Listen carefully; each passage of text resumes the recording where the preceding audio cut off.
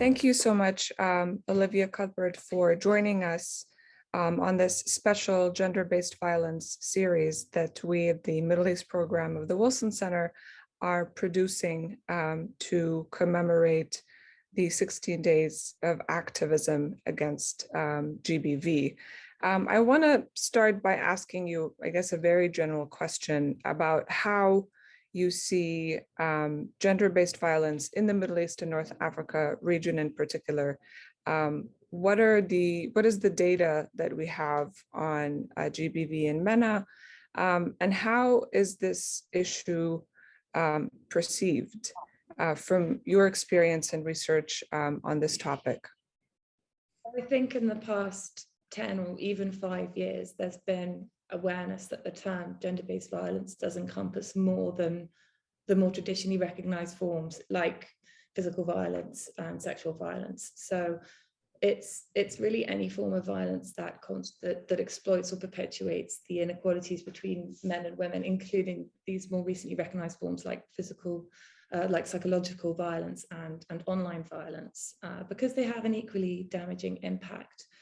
And in any case, they're quite often linked. You'll often see, or in some cases, you'll see domestic violence resulting from online violence if a woman's family finds out and then they hold her accountable, or sexual violence if a perpetrator assaults a woman physically. But online harassment doesn't necessarily need to be physical to qualify as violence. It takes many different forms. So it can be stalking, it can be threats, blackmail, sending inappropriate material, or sex trolling, or any of these forms. And women are disproportionately targeted. They're much more likely to experience online gender-based violence than men in the MENA region. And so unfortunately, the support structures that are in place for women facing this in the Middle East are insufficient. And so at the government level, there's often a lack of recognition that online behaviors actually constitute harassment and assault. The Middle East is already lagging behind in terms of providing protections for women. It's the lowest ranked region on the Global Gender Index. And gender-based violence is the most common rights violation experienced by women and girls in MENA countries. And they also have the lowest number of laws protecting women from domestic violence in the world. And at the same time, we've got a situation where digital penetration is rising rapidly, especially with lockdowns pushing people to spend more and more time online. Right. And so the risks are increasing, as we saw during the pandemic, when there was a huge surge in physical harassment and physical assault at home because people were shut at home all day. And then this was mirrored by a spike in online harassment and cybercrimes across the region, because it switched from social networks to the streets. Yeah, it's I mean, there are a few things that you said that struck me as particularly tragic. And the first is that women who are victims of online harassment, once their families find out, then they become subject to domestic violence or violence from their own family members. And I think that is the most tragic part of this, is that even when they are victims of one form of GBV, that actually puts them at higher risk of becoming victims of physical or psychological forms of gender-based violence, which is truly tragic. You already touched upon legislation and the MENA region being one of the lowest worldwide in terms of legal protections for women. Have any of the MENA countries sort of included anti-harassment laws, basically online activity as part of that? And if they did, where, what does the implementation look like? Because there's passing laws is one thing, but also implementing the law is a different story. Well, yeah, absolutely. Well, several countries have passed legislation in recent years, generally against sexual harassment, and then they might include a mention of cyber harassment within that. Mm-hmm. So Morocco's 2018 law on violence against women identifies cyber harassment as a crime. And Lebanon actually recently passed a law in December 2020 that criminalizes sexual harassment, also including online. Oh, excellent. That was a long time coming. The Cybercrimes Act in Jordan also has measures that offer a degree of protection to women experiencing online blackmail, which is particularly a problem in Jordan. And then there are some articles in the Egyptian Penal Code that can be used in online harassment cases. But then, as you say, the protections often fall short. And it might be that they exclude some form of violence, or it might be that the legal recourse is difficult for survivors to access. For example, in Morocco, the law requires survivors to file for criminal prosecution to obtain protection, but few people have the means to do that. And then in other countries, coming back to what you're saying about the family violence, they might need a parent if they're under 18, and many of the women targeted are younger. They might need a parent to file charges against the perpetrator, and then it might be the last person they want to know is their parent, and they're trying to keep it from the parents, so they're not going to go and report it in that case. And then there's more general problems that are true of sexual harassment as well as online harassment that stop women reporting and keep reporting rates really low for these kinds of crimes, and that's the lack of trust in the system, and then the fear of the social stigma if the family or friends find out as well. It's often they don't want anyone to know that they've been targeted because they feel that people will think that they brought it on themselves. Why have they been targeted? Why did someone think it was okay to treat them that way? What did they do to make it seem okay? And that this is what they're worried that people will think. And that's the problem associated with this shame culture and the victim blaming that is true across many countries in the region. Absolutely. And it's unfortunately, it's a more of a global phenomenon as well. Again, the shame associated with it, fear, as you mentioned as well, but also victim blaming, which is truly unfortunate and tragic for women. So we've talked a little bit about, you know, how governments see gender-based violence, and you've mentioned women rights activists and women's groups who have been working tirelessly on the ground to basically address this this problem. How can women's groups work with the private sector, but particularly the tech industry in the MENA region? At least the representatives of the big tech giants that provide these social media platforms. How do you see working with the tech industry or the tech companies as a means to perhaps provide some solutions to addressing the problem? Yeah. I mean, there is a lot that these big tech companies can do if they choose to channel some of the sums and energy that they spend on their innovation efforts towards making the platform safer for women. And it begins with working on ways to identify and ban abusive sexist content and accounts, rather than just relying on reporting tools, which many women in any case are unaware of or don't know how to use. Generally speaking, they need to take responsibility for preventing online violence and strengthen their regulatory policies. And that they can do this by engaging more women's rights groups and gender experts in consultations and in the decision-making process when they're setting their security policies. And there have been some examples. I mean, Facebook did a joint initiative with the National Council for Women in Egypt to raise awareness about women's safety resources on the platform, which basically amounted to showing female users how to manage and to adjust the privacy settings and then block accounts of people who are harassing them. But these partnerships do need to happen on a wider scale.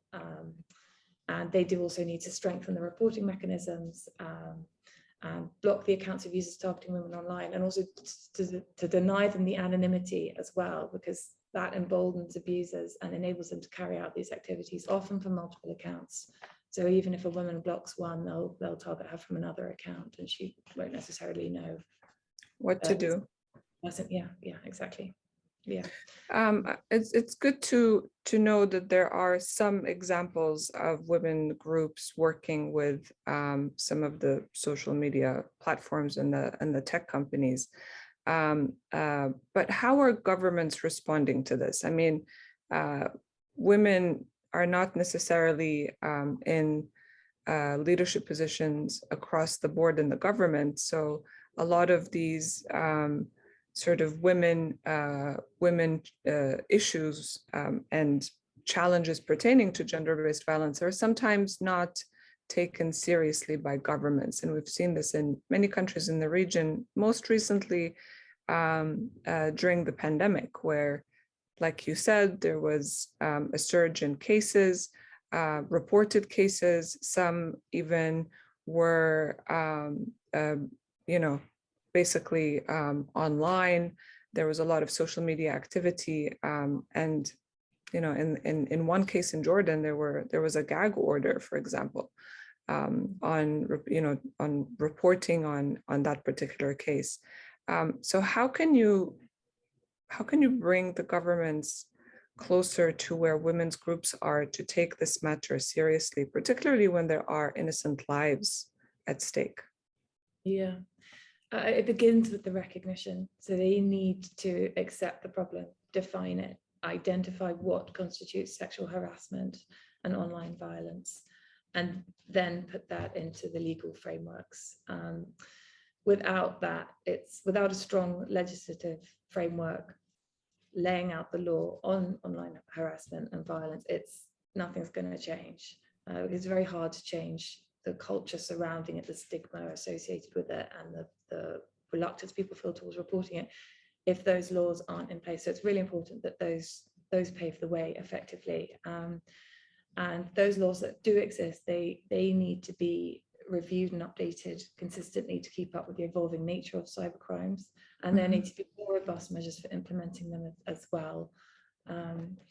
But in terms of making this happen, it's about, again, it's cooperation with women's rights, with gender experts, to make sure that the specific problems in each country, the specific barriers to reporting online violence are addressed, because they differ. I mean, in Jordan, for example, you've got the Cyber Crimes Act, which is one of the more comprehensive pieces of law in the region dealing with these issues. But what activists tell me is that many people who might be voices in the campaign against online harassment are not participating vocally because this act is controversial. It's associated with repression of freedom of expression and invasions of privacy. And so people don't want to work within the framework of this law. And so they don't.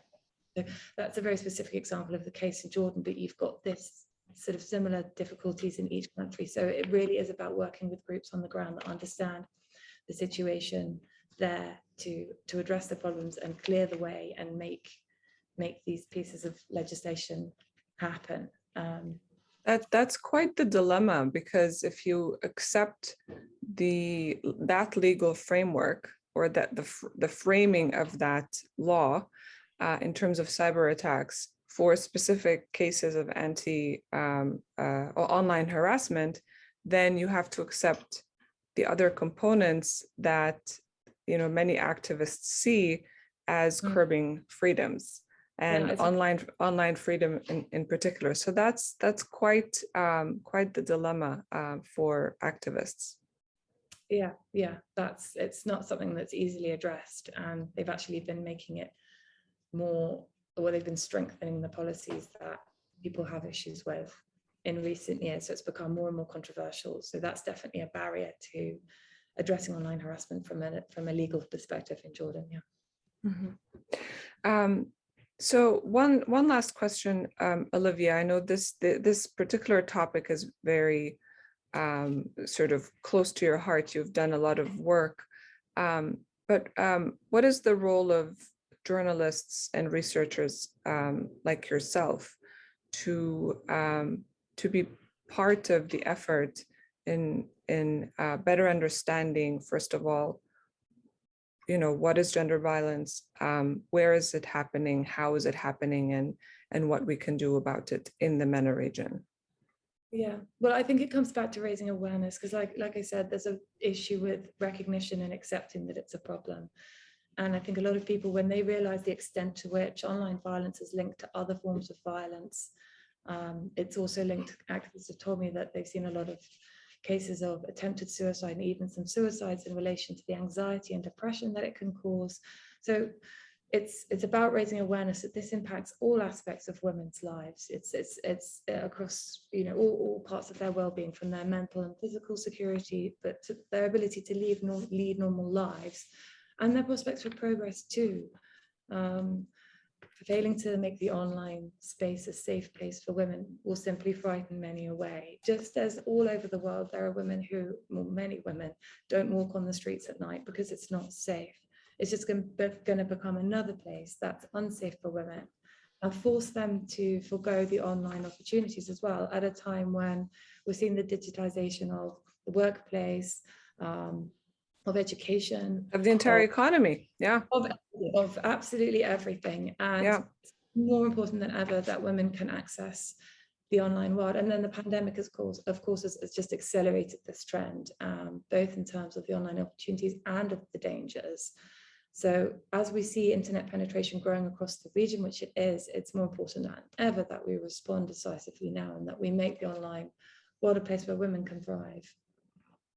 Absolutely, because it may start with, young girls and women, but then it might, begin to target all children, and it may snowball into a much bigger problem.